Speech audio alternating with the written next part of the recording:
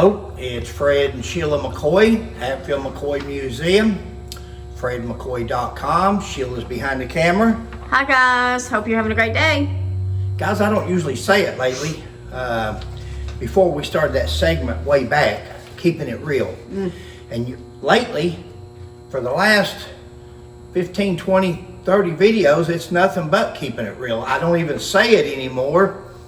But keeping it real is where somebody's told us something, we've saw something, read something, saw something on TikTok or Facebook or YouTube, and it's incorrect and we're responding to it. Now, a lot of ours here lately is coming from you, the viewer.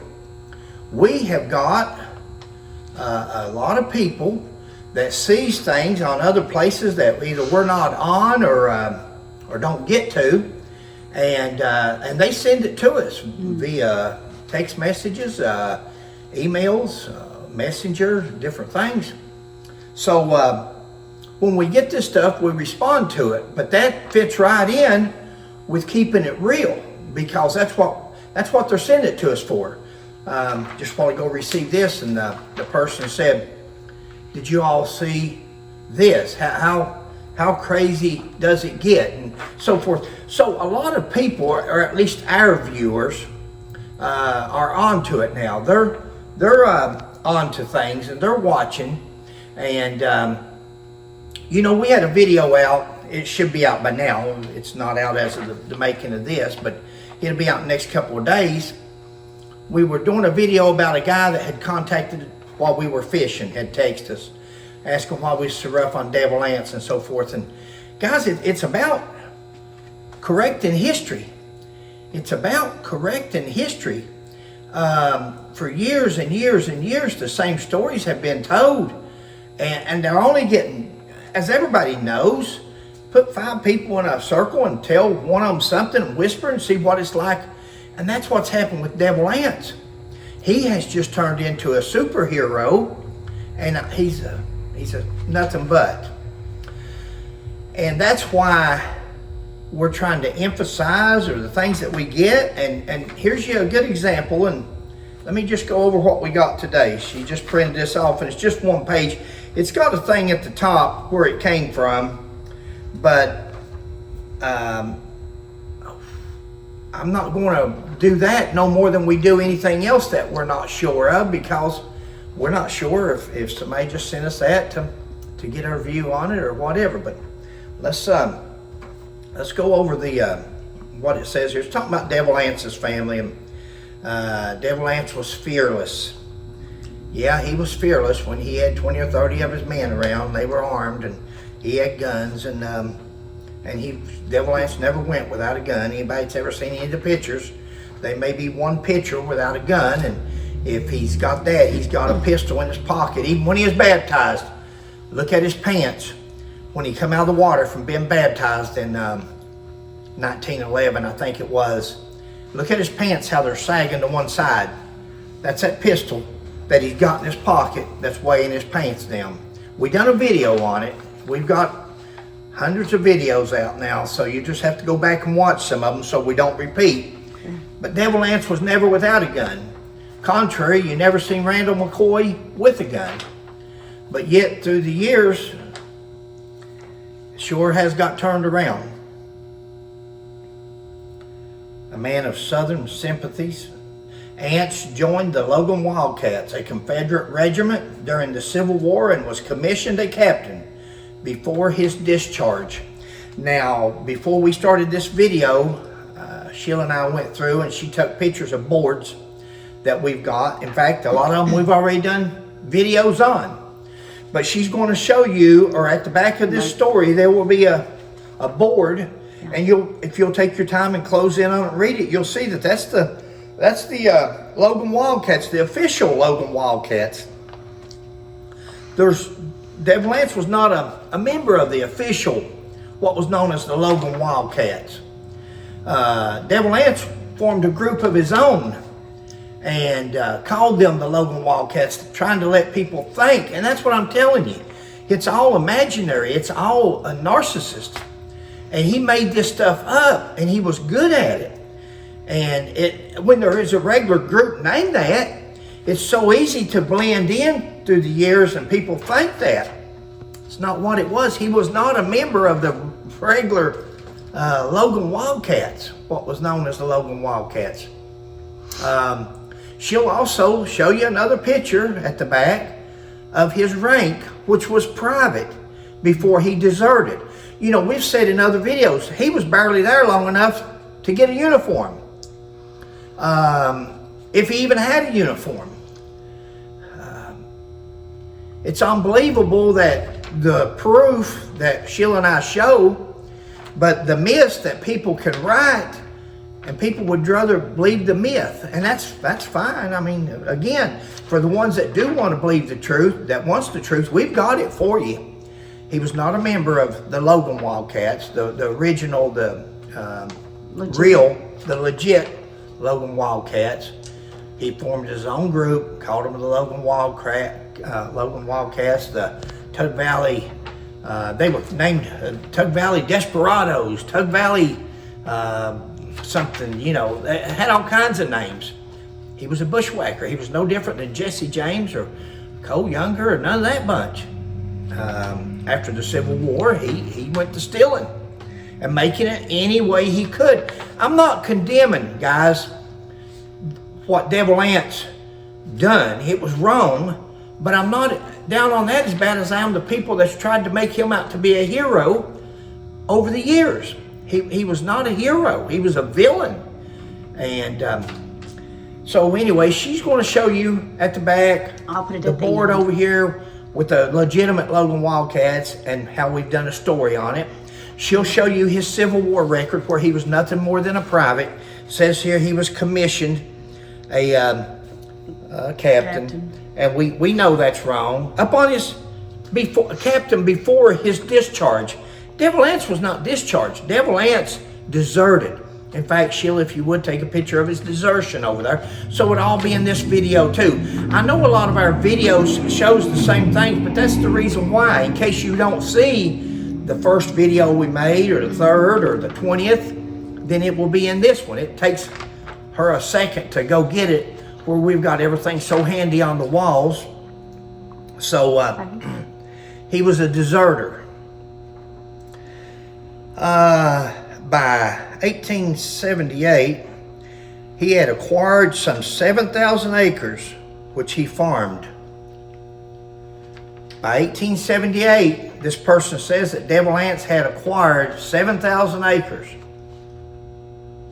We've never seen it. We've never seen. Where do you get that at? Wouldn't it be nice for you guys and us to be able to look on a wall or somewhere and see? We'll show you a paper. Take a picture of Randall's census. Randall McCoy owned 300 acres. We know that, according to the census. Now, some authors, they say, well, Sarah McCoy's dad, Uriah, gave that to her. Samuel gave that to Randall and Sarah. And doesn't matter. They had 300 acres. We do know that from deeds. Now,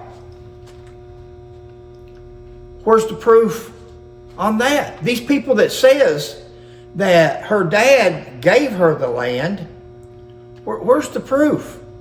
We've never seen no proof where anybody gave Sarah or Randall any land. We've looked at deeds. We've never seen it. Wouldn't that be something to produce and prove your case instead of speaking it in the history? But we definitely have never seen nothing where Devil Anse owned 7,000 acres, especially in 1878. You know, Devil Anse didn't buy a lot of property. Devil Anse went and took what he wanted. We've done videos on that. I won't bore you. He took what he wanted. The old saying, it's better to ask forgiveness than permission. He'd go steal the people's timber off their land and then go back and say, oh, I'm sorry, I thought that was my property. I thought I owned that. I thought so-and-so gave me permission to get the timber. I must have just got over on you. Sometimes he got away with it. Sometimes a lot of the coal companies sued him over it. He was sued a lot for that, not by Randall McCoy. Let's continue.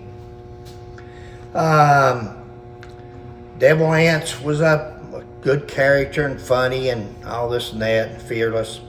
Across the river in Blackberry Fork upon Creek and separated from Devil Anse Hatfield by 7 to 9 miles, a densely wooded section in which no one lived was the home place of Randall McCoy. Older and quieter nature than the playful Anse Hatfield. Was he playful or was he outspoken and a bully? A bully, and took what he wanted.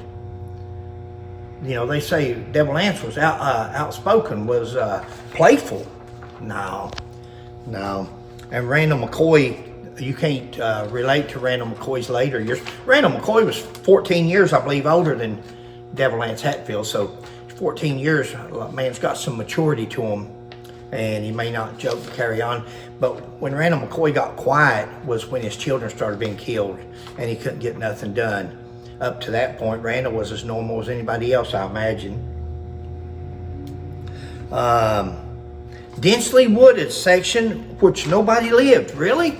Nobody lived? Well, this here is Preacher Anse and Polly Hatfield. That's my great-great-grandparents. And of course, Preacher Anse, that's the replica cabin on Blackberry. Here's the old cabin before it fell in. There it is when it was falling in. That's my great-great-grandfather's cabin there. And here's just a board of all of it. The house, the cabin. But yet, and Preacher Anse was a minister in that area and had his own congregation. Had his own church. But yet they say that nobody lived. It was a densely wooded section in which no one lived. Was the home of Randall McCoy. Really? Blackberry Fork? No, Blackberry was full of Hatfields and McCoys. The primary cause of the conflict between the two neighbors is uncertain. Guys, we've covered this before, and we'll do it again real fast, but is uncertain. The cause of the feud. If there's ever been anything in the Hatfield-McCoy feud that is definite, that is a solid and a given, it's how the feud, or at least the hard feelings, started. You know, somebody didn't just hit somebody and say, okay, we're in a feud now. That ain't what happened. It started with hard feelings, and the hard feelings started with the Civil War. Now listen to this next line. Conflict between the two neighbors is uncertain. Some say it arose because of their opposing positions of the war. Sheila, if you don't care at the end, put Devil Anse's 45th, where he belonged before he deserted, and put Randall McCoy's. Okay. They were not on opposing sides. They fought. Randall McCoy was a Confederate. Most of Kentucky was Union, contrary to what some authors say. But Randall McCoy was actually a Confederate. Him and Devil Anse served briefly in the same unit.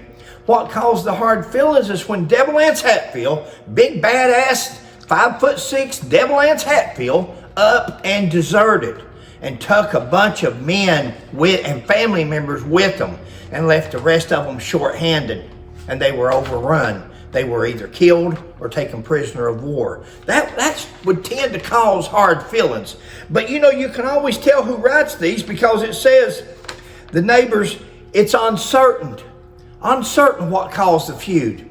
They can't blame it on Randall McCoy. They can't blame it on nothing that happened over there. They certainly don't want to say, well, Devil Anse deserted. They say, oh, he returned home. This one here says he was discharged. Yeah, we'll put that on our list of list of things with Cap Hatfield's law degree and other things. Where's his discharge? Yeah, okay. It started because Devil Anse Hatfield deserted. U.S. War Department files records say that while ambushed, he was returning to his regiment. They're saying here it also has been said that it started because of Randall McCoy's brother, Asa Harmon, being killed. And that's pretty much when it was hard feelings when Devil Anse deserted. But when the real trouble started was when they killed Randall McCoy's brother. Asa Harmon McCoy. They shot him at a cave. Now this person here says, U.S. War Department files records that show that he was returning to his enlistment in the Union Army at Ashland, Kentucky. Sheila will put a paper in there of Patsy Patsy McCoy, Asa Harmon's wife. And it's not from the War Department. It's from Social Security. It's from the war thing there. Pension? His pension. His pension. She's trying to draw, I think she drawed $8 a month. She's got 6 or 8 kids there and pregnant with Nancy. On the way, yeah. And she signed this paper. One of the witnesses on there was Basil Hatfield, Sheriff Basil Hatfield. And what they were trying to get her to do in order not to charge Devil Anse or Jim Vance or anybody else with killing her husband, Asa McCoy. Asa's dead. What are you going to do? When I'm dead, I hope my wife makes it the best way she can make it. I don't care what she does. Make it. That's life. That's love. And she knew that from Asa. And she had to make it. Nancy or Martha couldn't read and write. They could put anything. They could have put on there that she was President Lincoln and she would have put her X or signed it. That's what she did here on this pension. In order for her to draw a pension, they put on there that her husband was returning to fight. He couldn't return to fight. He had a bullet in his hip and his leg. He'd done been discharged.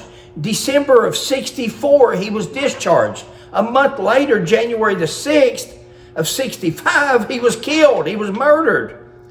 He wasn't returned. He's hiding in a cave because he was afraid the West Virginia Hatfields, Devil Anse and Jim Vance, that was their M.O. That is how they worked. They would burn your cabins down, steal your animals. What they didn't steal, they'd kill. They were that vicious. And it's just unbelievable that we've made a hero out of this guy.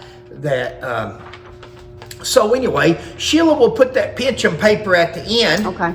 And all that is where she's going to draw a pension. And all she's done was put her X on it. They could put down anything they wanted to, but it took care of the murder charges. It took care of any more investigation. It took care of any, that's why it's such a mystery today. Oh, why was no one ever charged? Well, no one was ever charged because they gave this poor old woman with all these children, that the ones they hadn't killed, remember, they'd killed Asa and they'd killed Jeff McCoy, but they gave her the pension, the $8. And back in 1865, I imagine that was pretty good money. Often called as the origin of the feud was a disagreement that occurred in 1873 between Floyd Hatfield and Randall McCoy. 1873. Boy, this is a real historian here who posted this on that page. Real historian. You know where they got that from? Sheila, you going to do a picture of that?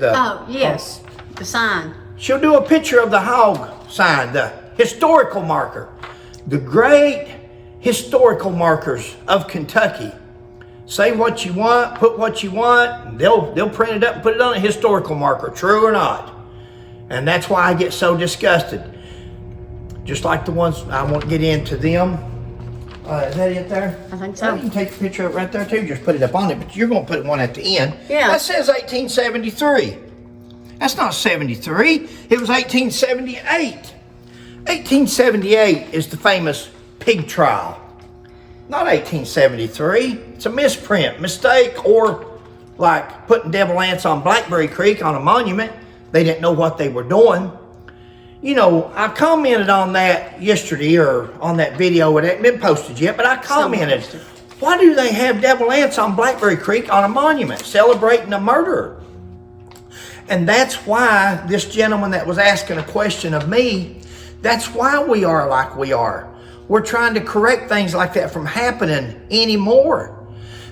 The historians that put that there, the people that's in charge of that, didn't know history good enough to know that that man went to his grave with Kentucky murder warrants. You put a monument of a murderer on Blackberry Creek to honor him, and you didn't know any better than that? What kind of historian or historical department do we have? And just like the 1873, That could have been changed years ago. That could have been changed.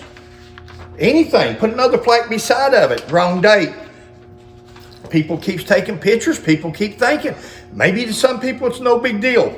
To a historian, dates matter. I'm not going to, there's more on there, but I'm not going to elaborate on it. Thank you. The person knows who sent it to Sheila. And they know that when they send us this stuff, usually we'll comment on it a little bit.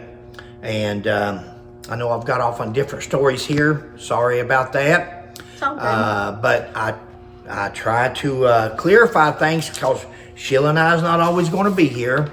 And when we're not, maybe the videos will be where somebody can go back and say, hey, let's pick up where Fred and Sheila left off. Hope so. They gave us a foundation here. Or when people post something and they say that something happened or didn't happen, and you got documentation to prove that it did happen, show it. And if they say something happened, but there's no documentation to prove it, don't believe it. Guys, Fred and Sheila McCoy, Hatfield McCoy Museum.